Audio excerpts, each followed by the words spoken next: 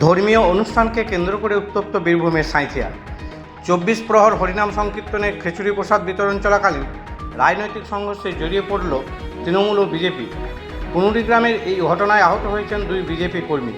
ঘটনার জেরে ব্যাপক চাঞ্চল্য ছড়িয়েছে এলাকায়। সাঁইথিয়ার কুনুরি গ্রামে চলছিল ২৪ প্রহর ব্যাপী হরিনাম সংকীর্তন। মঙ্গলবার ছিল অনুষ্ঠানের শেষ দিন, অর্থাৎ ধুলো। প্রথা মেনে গ্রামে খিচুড়ি প্রসাদ বিতরণের আয়োজন করা হয়েছিল।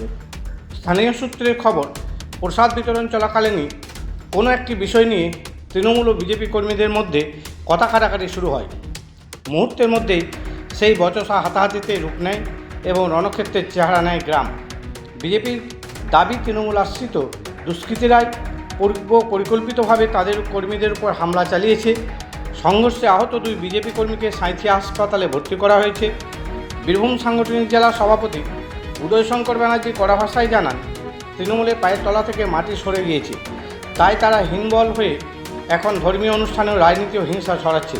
দেখুন, এই মারধরের আসল কারণ ধর্মীয় উৎসব নয়।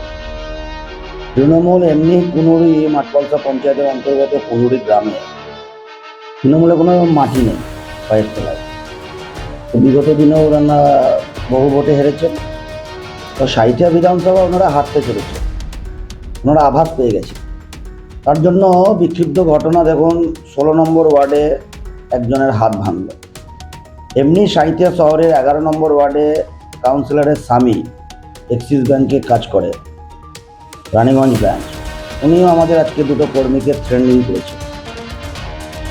আবার কুনুরি গ্রামেও দেখুন, ওখানে জেলা পরিষদের মেম্বার কি দায়িত্বে আছেন জানি না, কি সাহা, ওনাদের নেতৃত্বে আমাদের কর্মীর মাথা ফাটায়। তৃণমূলের পক্ষ থেকে সমস্ত অভিযোগ অস্বীকার করা হয়েছে।